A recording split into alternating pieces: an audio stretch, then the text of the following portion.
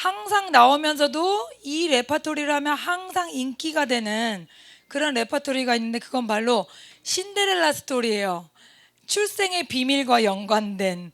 그래서 막 어떤 대기업의 말단 직원 여직원인데 얼굴은 예쁘고 착한데, 그런데 막 결혼을 사귀는 사람이 이제 사장님 아들이고, 그래서 사귀다 보니까 막 반대가 심하고 뭐 죽이네 사네 그러다 보니까 나중에 이제 알고 보니 어떤 회장님의 뭐 딸이었어. 막 그런 거 밝혀져가지고 뚜둥 막 이러면서 완전히 상황이 변화되죠. 그게 다, 죄송합니다 이런 말 써서 뻥인데, 그 뻥 얘기를 얼마나 재밌게 보는지 몰라요. 근데 주인공 바뀌고 세팅 바뀌어도 똑같은 얘기인데 또 봅니다. 근데 또 재미있어요. 왜 그럴까요? 왜냐면 우리 마음속에 그 신데렐라가 되고 싶은 마음이 있기 때문이요. 꿈이 있기 때문에, 대리 만족을 시켜주기 때문에. 근데 여러분, 지금 잠깐이라도 내가 만약 그 드라마의 주인공이 됐다고 생각해 보세요. 잠깐만이라도. 상상만 해도 어때요? 어, 막 너무 기쁘죠? 근데 여러분, 실제로 여러분이 이런 일을 주변에서는 별로 볼 수 없어요. 제가 아까 뻥이라는 용어를 쓴 이유는 별로 일어나지 않는 일인데, 실제로 예수님 안에서는 여러분이 신데렐라와 같이 그 신분 상승이 가능합니다. 여러분, 예수님 안에서 여러분이 어떤 존재인지 아셔야 돼요. 이 세상의 영은 여러분이 얼마나 가치 있고 존귀한 존재인지 어떻게 하면 발견하지 못하게 할까? 예를 들어 그 주인공이 만약에 어떤 회장님 딸인 게 밝혀지면 막 모든 게 달라지잖아요. 그리고 경쟁 상대가 또 막 힘을 못 쓰게 되잖아요. 근데 우리의 경쟁 상대 누구? 우리의 대적은 누구죠? 마귀가 어둠의 영이잖아요. 얘는 우리가 우리 자신이 누군지를 알게 되면 어떤 능력과 어떤 권세를 행할지 아는 거예요. 그러니까 얘는 우리가 우리 자신이 누군지를 알게 되는 게 가장 두려운 일이다. 그리고 꼭 막아야 할 일이라는 거죠. 그래서 여러분, 이것을 아셔야 돼요. 우리가 예수 그리스도 안에 정말 놀랍고 가치로운 존재다. 그것을 여러분 아셔야 됩니다. 신데렐라 스토리의 드라마 주인공보다 우리가 더 기적과 능력을 경험하는 삶을 살 수 있다는 것을 여러분 아셔야 돼요. 드라마 이야기는 다 거짓되고 지어낸 이야기지만, 사람의 그냥 소망을 담은 이야기지만, 하나님은 거짓되지 않으시고 하나님 안의 변화와 능력과 체험은 다른 사람이 지어낼 수 없는 것입니다. 그래서 성경에서 뭐라고 하는지, 나에 대해서, 여러분, 하나님이 나에 대해서 뭐라 그러는 거랑 내가 생각하는 거랑 두 개가 달라요. 그럼 어떤 게 맞겠죠? 당연히 하나님 얘기가 맞겠죠. 왜? 나는 부족하고 연약하고 완전하지가 않으니까. 나는 이런 것 같은데 하나님 아니라 그러면 아닌 거예요. 그러면 성경에서 하나님이 나를 뭐라고 하시는지 한번 보겠습니다. 첫 번째, 우리는 하나님이 아빠인 사람이에요. 하나님이 아빠. 자, 아빠가, 출생의 비밀에서 아빠가 누군지가 굉장히 중요합니다. 그래서 아빠가 누구냐?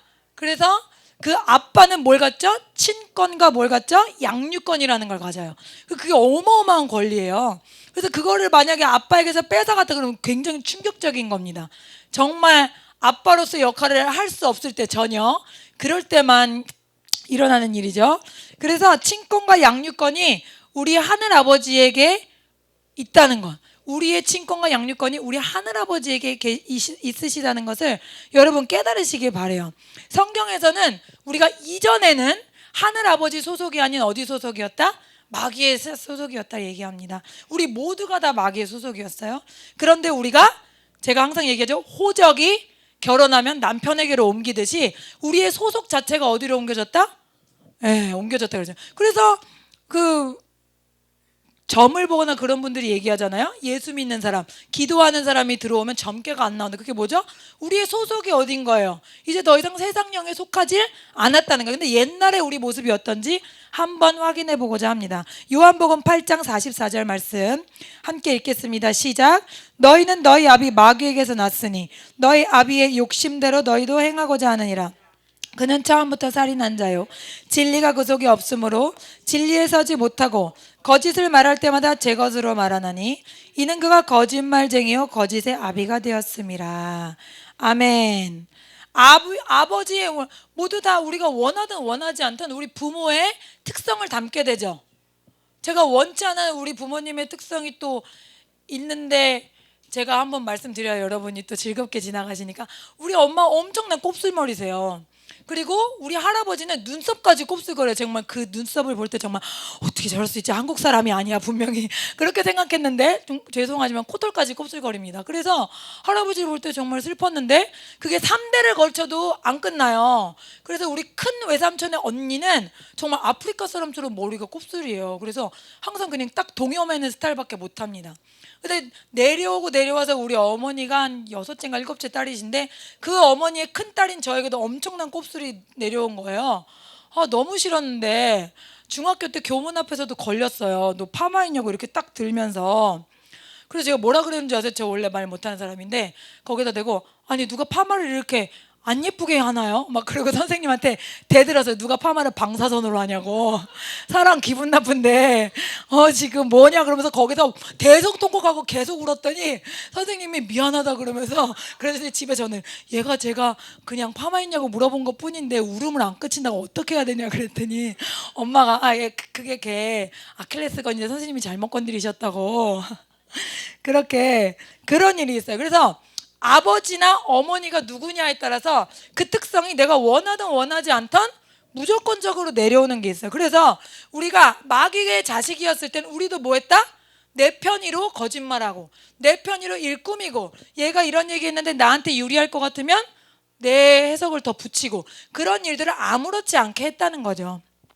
그 다음에 에베소서 2장 3절 말씀 시작. 전에는 우리도 다 그 가운데서 우리 육체의 욕심을 따라 지내며 육체와 마음에 원하는 것을 하여 다른 이들과 같이 본질상 진노의 자녀였더니. 아멘. 그래서 다 우리도 그 속에 속해져 있어서 우리의 육체에 원하는 것. 우리 사람은 뭐로 되어 있죠? 영과 혼과 육으로 되어 있네. 영은 하나님과 함께하며 하나님의 뜻을 따르기 원합니다. 근데 육은 내 옛날 습관대로 살길 원해. 편한 거 좋아하고 먹고 쉬고 노는 거 좋아합니다. 그러나 육체의 뜻대로만 살면 어떻게 된다 그랬죠? 성경에는 멸망한다고 돼 있어요. 그래서 우리는 육체와 영의 뜻이 반대라는 것을 알고 우리가 항상 우리의 육신의 뜻보다는 하나님의 뜻을 따르려고 노력하는 그런 결심이 있어야 돼요. 내가 노력해서 뭐가 되는 건 아니지만 내 결심도 하나님은 보신다. 그것을 믿음으로 보시거든요. 그래서 육체와 영이 원하는 게 반대라는 걸 아셔야 돼요. 내가 기도하려고 해도 저는 이제 아이들 없을 때나 잘 때 기도를 하니까 재워놓고 일어나려고 그러면 그토록 고통스러울 수가 없어요. 잠이. 육신의 모든 욕구를 끄는 건 다 고통스러워요. 먹지 않는 거 너무 고통스러워. 자지 않은 거 너무 고통스럽습니다. 애들 잘 때 항상 저가 먼저 잠들어요. 근데 그거를 깨고 일어나려면 정말 제가 의지를 다해야 되거든요. 근데 제가 의지를 다해서 그렇게 일어나서 하나님께 시간을 드릴 때 하나님이 정말로 기뻐 받으세요. 근데 여러분 그런 결심이 필요한데 우리가 우리의 육체의 욕심을 따르면 아무것도 이룰 수 없다는 거예요. 하나님께서 우리에게 주신 이 놀라운 가치들을 발휘하는 삶을 살 수 없다는 겁니다. 여러분이 육은 보여지고 만져지기 때문에 목마르면 물 마시고 배고프면 먹고 또 화장실 가야 되면 가고 여러 가지 다 하지 않습니까? 즉각적으로. 근데 여러분 영에도 같은 욕구가 있어요. 하나님을 알고자 하는 욕구, 영원한 것이 뭔지 궁금해하는 욕구, 그런 것들이 영적인 목마름이 다 있는데 그런 것들은 우리가 영의 사람으로 이전에 살지 않았기 때문에 이제서 눈이 뜨여지기 시작한 거예요. 이제서 생명이 들어가기 시작한 거예요. 그러니까 영은 욕구가 있는데도 내 자아는 그것을 욕구로 파악을 못합니다. 그래서 내 영은 말씀을 듣고 싶어하고 내 영은 영원한 것을 알고 싶은데 내 육체의 욕구, 편하고 싶어, 쉬고 싶고 놀고 싶고 먼 데까지 교회 어떻게 가? 그게 힘든 거예요. 그러면 육체에 지는 겁니다. 육체에 지면 내 영은 하나님을 알 수가 없고 영원하신 하나님의 빛이 들어오지 않으면 우리에게는 만족과 기쁨이 없도록 설계가 되어 있습니다. 그래서 여러분이 항상 육체의 뜻을 따르지 않고 영의 뜻을 따르는 영의 사람이 되시기를 예수님 이름으로 축복합니다. 자, 그 다음에 디도서 3장 3절에 우리도 전에는 시작. 우리도 전에는 어리석은 자요 순종하지 아니한 자요 속은 자요 여러 가지 정욕과 행락에 종노릇한 자요 악독과 투기를 일삼은 자요 가증스러운 자요 피차 미워한 자였으나. 여기에 속하지 않는 건 아마 거의 없을 거예요. 우리 옛날 모습에 어리석고 불순종하고 속고, 누구에게 속죠? 어둠의 영이 나에게 해주는 얘기에 넌 별 볼 일이야, 넌 가치가 없어, 넌 의미 없는 애야. 여러 가지 정욕, 내가 원하는 것, 육체가 원하는 것, 행락, 즐겁게 놀러 다니는 것. 재밌는 거는 주일날 교회를 안 와도 세상 사람들은 다 어디를 간다는 거예요. 지하철을 타보면 다들 완전 무장을 하고 어딘가 가십니다. 어디 가시죠? 우리 하나님이 만들어 놓으신 자연을 만끽하러 나가십니다. 그래서 행락, 종노릇하고 또 악독과 투기를 일삼은 자, 가증스럽고 피차 뭐합니까? 사랑할 수가 없어요. 우리는. 왜? 우리는 우리 존재 자체가, 죄인의 존재는 자기밖에 못 사랑해요. 그래서 이랬던 우리가 예수 그리스도 안에 하나님의 아들과 딸로 입양돼서 존재 자체가 바뀌었다는 거예요. 아버지가 바뀌었다는 겁니다. 그래서 우리는 어떻게 됐죠? 우리 하나님을 아빠라고 부를 수 있는 그런 친근한 존재가 됐다는 거예요. 예. 그래서 로마서 8장 15절 말씀 읽겠습니다. 시작. 너희는 다시 무서워하는 종의 영을 받지 아니하고 양자의 영을 받았으므로 우리가 아빠 아버지라고 부르짖느니라. 예. 기도할 때 아버지하고 우리가 부르짖지만 또 아빠 저 오늘 이랬어요 하고 여러분 불러보세요. 아무도 없을 때.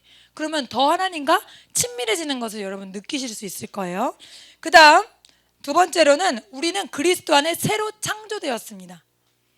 우리의 존재가 누구인지 성경에서 우리가 누구라고 말하는지 지금 함께 나눠보고 있습니다. 첫 번째는 하나님이 우리 아빠가 되신다는 거였고, 두 번째는 우리는 새로 만들어진 존재라는 거예요. 그리스도 안에서 새로 태어났다는 것입니다. 그래서 여러분 여기 있는 분들 중에 과거의 인생이 평탄하고 뭐 승승장구만 했던 분은 아무도 없을 거예요. 다 누군가가 자기 아픔이 있고 괴로움이 있고 힘든 과거가 있지만 얼마나 힘들었던지 팍팍했던지 또 죄인이었던지 상처로 가득했던지 하나님에게는 그게 문제가 되지가 않습니다. 제가 늘 얘기해 드리잖아요. 예수님 안에서는 누구든지 드라마틱하게 변하는 그 인생을 살 수가 있는 거예요. 오프라 윈프리 얘기해 드렸죠. 성폭행을 당했지만 그가 신앙적으로 그것을 극복했을 때 많은 성적인 어떤 상처를 가진 여인들을 회복시키는 하나님의 거룩한 입술이 됐잖아요. 또 제가 말씀드린 그 조이스 마이어 목사님도 9살부터 15살까지 계속 친아버지에게 성폭행을 당했는데 여러분 9살에 교회 와서 자기가 거듭났대요. 예수님 저는 주님을 구주로 영접합니다. 저의 왕이 돼주세요. 근데 저희 아빠가 저 성폭행하지 않게 좀 도와주세요. 그렇게 기도했는데 15살까지 기도가 응답되지 않았다는 거예요. 그래도 자기는 포기하지 않았다는 거예요.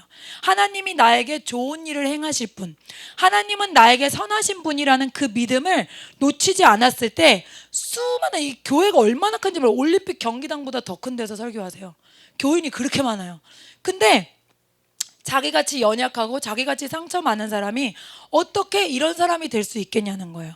여러분 하나님이 계시지 않으시면요 그냥 상처와 좌절감 가운데 정말 인생에서 실패자로 살았을 거예요. 아니면 자살을 했거나 우울증에 걸렸거나 그럴 수밖에 없는 인생인데도 실제로 첫 번째 결혼해서 실패했고 또 첫 번째 결혼해서 낳은 아들이 막 감옥에 가고 엄청 속을 썩였대요. 그럼에도 불구하고 기도 가운데 하나님께 기도하는 사람을 만나고 믿음의 가정을 이루었을 때 하나님이 놀라운 일을 행하셨다는 거죠. 교회가 너무 크게 부흥되니까 막 욕하는 사람들도 많았대요. 박사학위 5개 가지신 막 신학교 많이 공부 많이 하신 목사님들이 저 사람 별로 이게 좀 자질이 없지 않냐, 여자가 저렇게 큰 목회를 해도 되냐는 둥, 뭐 공부가 좀 뭐라 그러죠, 그런 걸 그 가방끈이 짧지 않냐, 교육이 안 됐지 않았냐, 막 그런 걸로 여러 가지로 많이 그 핍박을 하셨다는 거예요. 그럼에도 불구하고 하나님이 이분을 높이시니까 누가 뭐라 그럴 수가 있겠어요. 자기가 그 많은 어려움과 환난을 하나님 안에 회복되고 치유되고 또 순종함으로써 자기 자신을 예수님 앞에 내려놨을 때, 포기했을 때, 자기의 욕심과 자기의 아집을 포기했을 때 자기도 자기가 이렇게 많은 사람 앞에 얘기하게 될 줄도 몰랐다는 거예요. 그러한 변화는 누구 안에만 가능합니까? 오직 예수 그리스도 안에만 가능한 거예요. 그리고 각종 중독, 술과 담배와 모든 각종 중독, 마귀의 역사는 누구로만 끊을 수 있습니까? 우리 하나님 아버지 안에서만 끊을 수 있는 거예요. 그렇기 때문에 우리가 그리스도 안에 새로 창조된 것, 이전 것은 지나갔으니 보라 새 것이 되었도다. 여러분이 새 것이라는 것을 아셔야 돼요. 저도 거듭난 지 얼마 안 됐을 때 마귀는 저에게 자꾸, 마귀는 뭐죠? 생각을 주는 게 마귀예요. 다른 뭐 드라큘라나 뭐 이상한 게 아닙니다. 생각을 여러분에 주는 부정적인 생각, 성경이 나에 대해서 말하고 있지 않은 다른 생각, 그런 생각을 여러분에게 주는 것은 마귀 역사예요. 제가 그러니까 교회 1층에 앉아있는데 뭐라 그러냐면 막, 야 너는 옛날에 그렇게 하나님 비난하고 안 믿을 생각했으면서 너가 무슨 피아노 치고 봉사한다 그러냐? 딱 그런 생각이 드는 거예요. 그래서 갑자기 순간적으로 아 그래 맞아, 난 하나님 보시기에도 나 같은 사람은 별로야, 그런 생각이 드는 순간에 또 하나님께서 이 말씀을 떠오르게 하시는 거예요. 고린도후서 5장 17절 말씀, 이전 것은 지나갔으니 보라 새 것이 되었도다. 너는 새로운 피조물이다. 이전 것은 잊으라. 하나님이 잊었는데 우리가 왜 생각합니까? 하나님이 없애셨는데 우리가 그걸 왜 생각해요? 그거는 마귀가 주는 생각. 여러분이 과거에 어떤 삶을 살았던 하나님께는 그것이 어렵지가 않은 거예요. 할렐루야. 세 번째로 우리에게는 왕권이 회복되어 있습니다.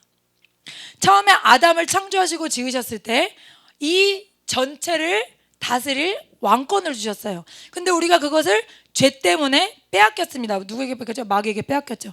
그러나 예수 그리스도 안에 우리가 그 왕권이 회복되었기 때문에 이제 우리가 그 예수 그리스도의 권세로 예수님의 이름으로 명할 때 기적이 일어나는 역사를 경험할 수 있게 됩니다.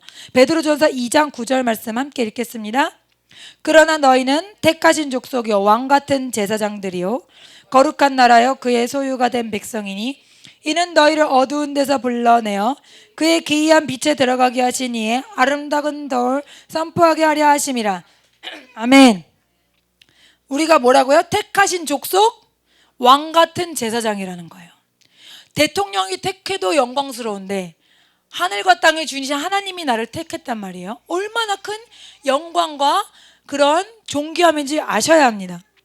여러분, 그리고 왕은 말하면 어떻게 되죠? 말한 대로 이루어지는 거예요. 그게 왕권의 특권 중에 하나죠.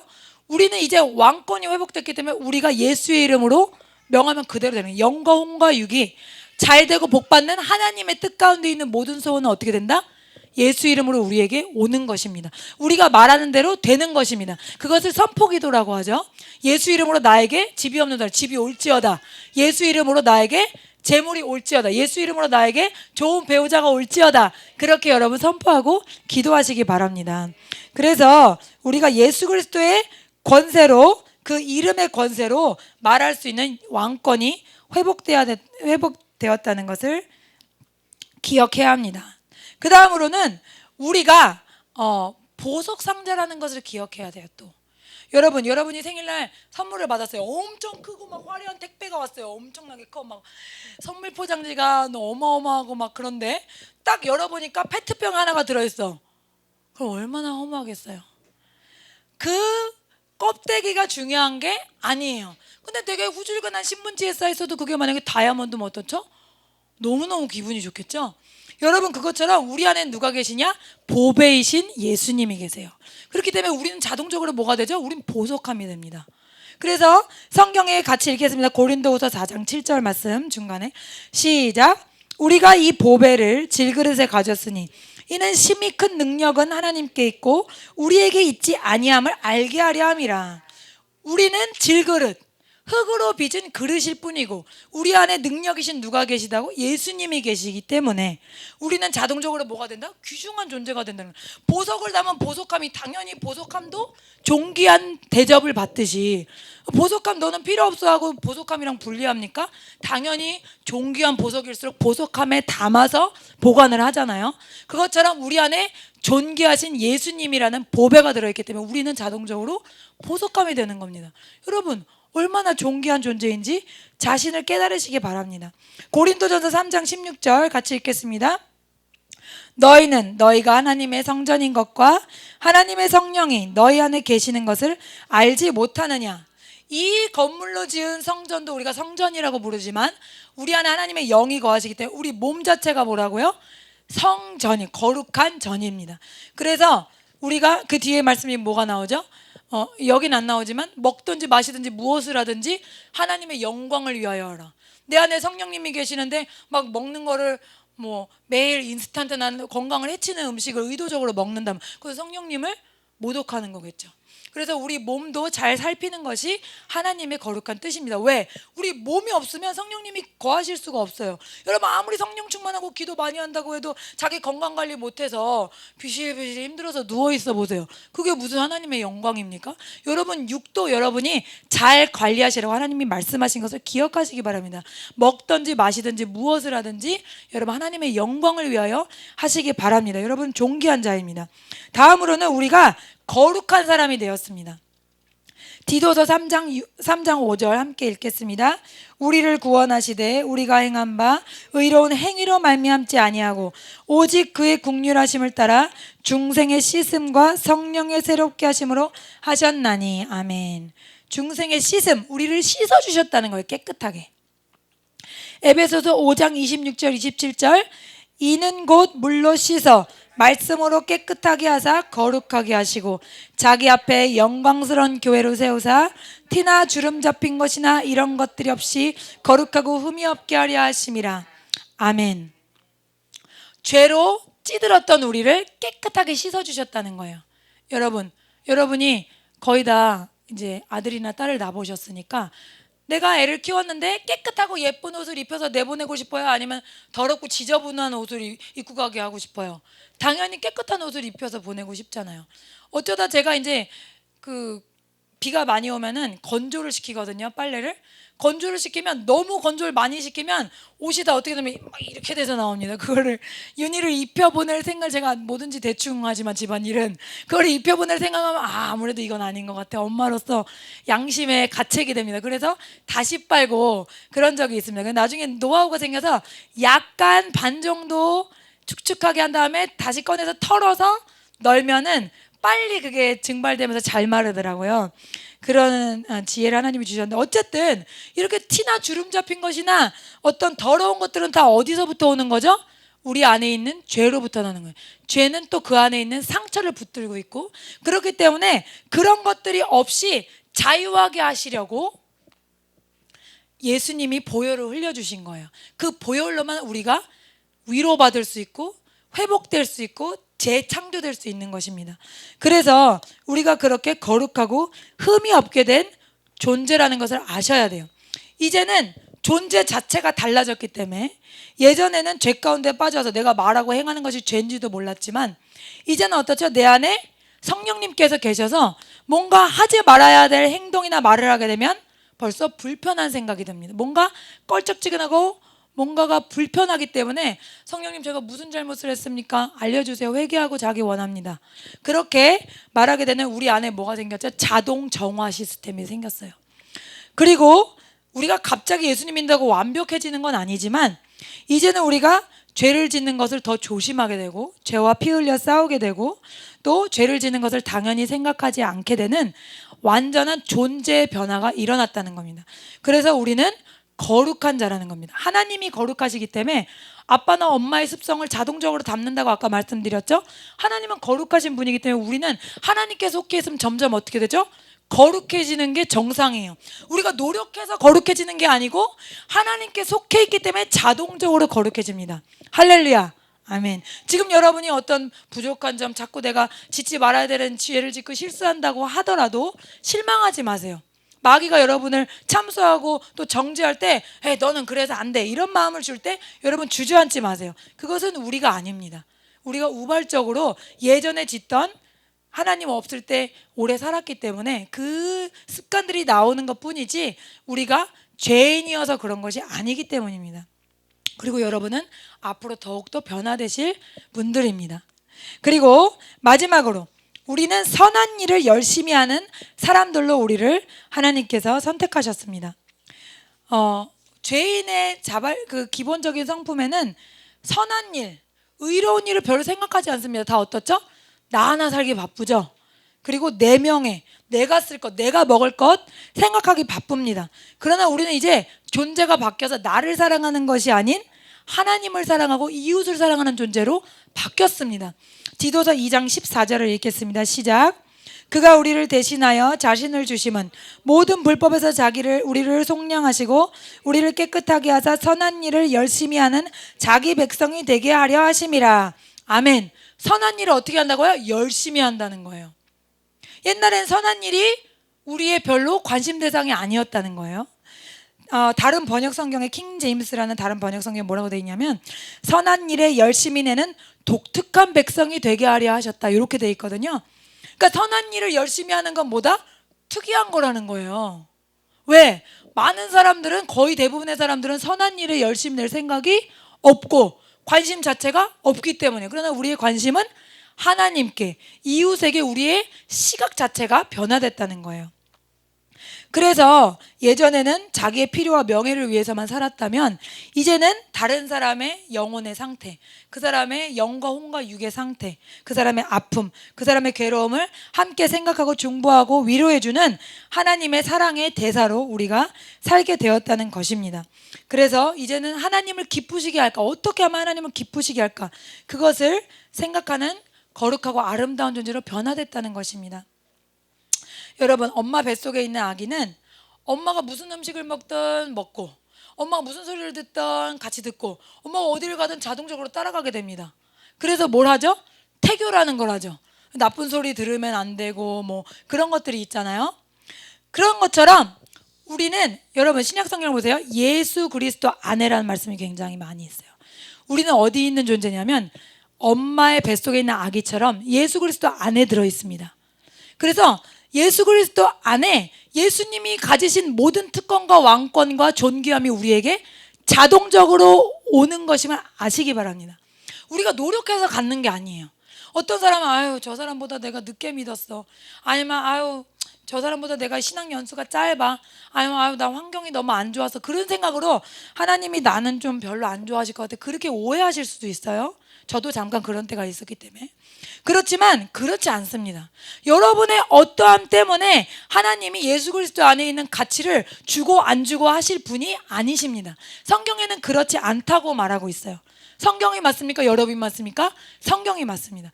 이미 여러분은 예수 그리스도 안에 태아처럼 들어와 있어요.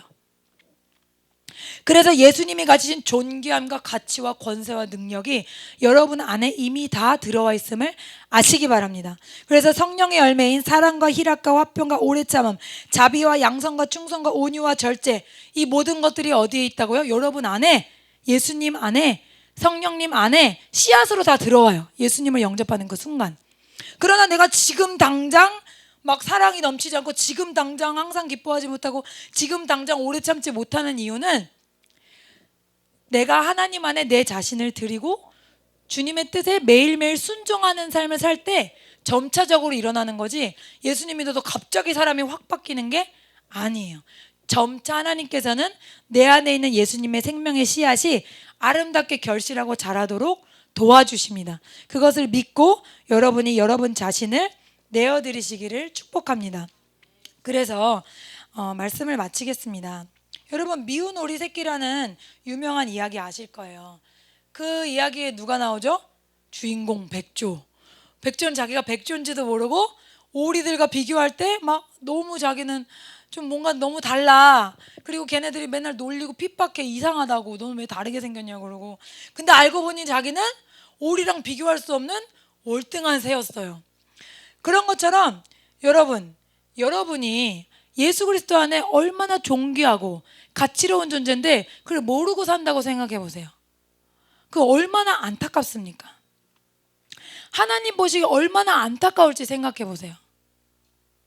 여러분, 아무리 아름다운 사람도요, 모든 거의 80% 이상의 사람이 넌 예뻐, 넌 아름다워 이래도 자기 스스로가 아름답지 않다고 생각하잖아요. 그럼 소용없어요. 뭐 계속 성형수술을 하든 뭘 하든 계속 자기가 아름답지 않다는 생각 때문에 마음에 기쁨이나 자유가 없습니다. 다른 사람이 날 뭐라고 하는 게 중요한 게 아니고 내가 날 무엇이라고 인식하는가가 중요한 거예요. 제가 어릴 때는 사람들 앞에서 말하는 게 굉장히 두려웠습니다. 제가 자주 말씀드렸는데 지금 이런 모습은 거의 막 정말 드라마틱한 변화예요. 어떤 초등학교 때는요, 반장 선거 나가면 항상 선생님, 저는 기권하겠습니다. 요 문장 한 문장 이야기하기를 머릿속에서 계속 반복하는 거예요. 선생님 전 기권하겠습니다.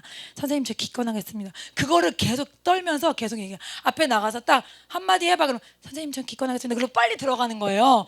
그거 한마디가 그렇게 힘들어요. 그 정도로 자신감이 없었는데 왜 그랬는지 모르겠어요. 부모님한테 사랑을 받고 자랐는데도 그렇게 자신감이 없었는데 어느 날 이제 저도 제 모습이 너무 답답해서 엄마 나는 왜 이렇게 발표를 못하고 사람들 앞에 나가면 주눅이 드는지 몰라 그랬는데 너는 아빠가 이제 목사님이시니까 너는 아빠도 사람들 앞에서 말 잘하고 엄마도 어디 가면 나서는 사람인데 넌 누구 닮아서 그 모양이냐면 굉장히 답답해 하셨어요. 근데 보세요. 그거랑 똑같이 우리가 백조와 같은 존재인데 보석과 같은 존재인데 하나님 앞에 서면 난 못해요. 난 별 볼 일 없어요. 나는 찌질이에요. 생각하고 있으면 그 하나님도 어떻게 할 수가 없습니다. 그 생각은 자기가 하나님 앞에 자기 자신이 누구인지 발견해야 되는 거예요.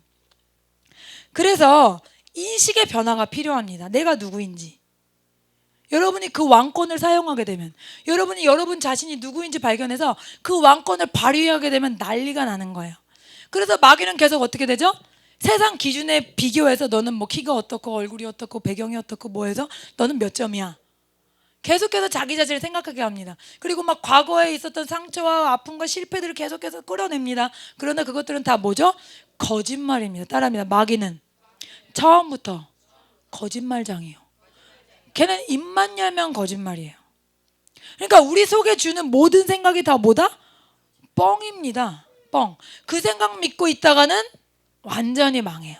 그렇기 때문에 우리가 우리 자신이 누구인지 제가 걸어왔던 것처럼 말씀 속에 말씀이 날 누구라고 하는지 하나님이 날 누구라고 하는지 내가 하나님과 기도하는 그 시간에 하나님이 날 뭐라고 하시는지 그 시간을 통해서 제가 계속해서 변화되어 왔어요. 그래서 이제는 제가 뭐 의사가 저한테 이 자신감을 줬겠습니까? 제가 하나님 앞에 안에 놀랍게 변화되는 모습을 제가 보고 또 제 주변 사람들이 보고 있습니다. 얼마 전에 임희영 집사님 저한테 이런 말씀하셨어요. 기억나실지 모르겠는데 처음에 사모님이 설교하실 때 여기만 보고 있더니 언제는 부흥사같이 얘기하신다고 너무 기뻤어요. 그 말을 들을 때 그때만 해도 제가 너무 긴장이 많이 돼서 여기에서 얼굴을 뗄 수가 없었습니다. 근데 자꾸 훈련되고 말하다 보고 기도하다 보니까 하나님이 용기를 주시는 거예요. 새로운 용기를. 이럴 때 하나님은 여러분을 당당하고 자신감 있고 새벽별같이 빛나고 스타같이 우아한 그런 존재로 태어나게 하셨음을 잊지 마시기 바랍니다. 그래서 제가 변화됐듯이 여러분도 반드시 변화되실 것입니다. 제가요 제 자신에 대해서 자신감이 없을 때는 아무도 저를 안 좋아했어요. 솔직하게 말할게요. 이성 교제에서도 아무도 안 좋아해서 죄송합니다. 근데 이제 제가 자신감이 생겨 하나님 안에 내가 누군지 아니까 딱 이게요 얼굴이라는 얼꼴이에요. 영의 상태가 나타나는 게 내 얼굴입니다.